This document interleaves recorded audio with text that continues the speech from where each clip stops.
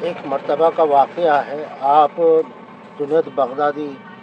رحمۃ اللہ عالمین رضی اللہ تعالیٰ اجمعین ایک بزرگ کے ساتھ کسی جنگل میں کہیں جا رہے تھے، اور جنگل میں راستے میں جاتے جاتے نماز کا وقت ہو گیا، اور نماز کے لیے جب دونوں نے وضو کر کے تیمم کر کے وضو پڑھنے کے لیے کھڑے ہونے لگے تو ان لوگوں میں آپس میں ضد کرنے لگے کہ آپ نماز پڑھائیں تو آپ نماز پڑھائیں۔ اس طریقے سے دونوں ضد کرتے رہے کہ نہیں آپ نماز پڑھائیں گے، آپ نماز پڑھائیں گے۔ اتنے میں ہی وہاں سے ایک لکڑہارے کا گزر ہوتا ہے، اور لکڑہارا دیکھتا ہے کہ دونوں آپس میں ضد کر رہے ہیں، باتیں کر رہے ہیں، تو انہوں نے لکڑہارے نے جا کر پوچھا سلام دعا کرنے کے بعد میں کہ حضرت کیا ماجرا ہے؟ تو انہوں نے کہا کہ بولے ہم دونوں ہے پڑھے لکھے لیکن نماز کا وقت ہو رہا ہے تو ہم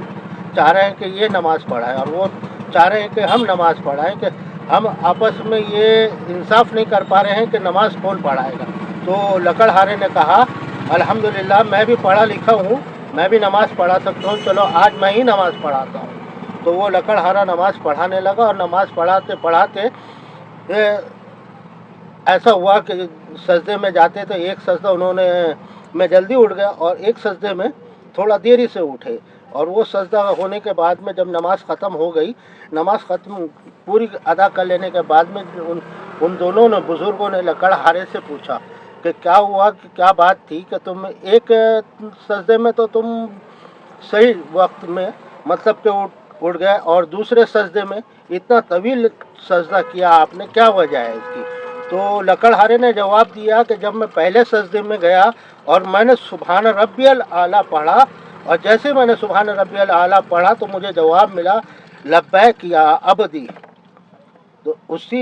پھر میں دوسرے سجدے میں گیا، اور دیر اس وجہ سے ہوئی کہ میں سوچ رہا تھا کہ جس طرح سے پہلے سجدے میں مجھے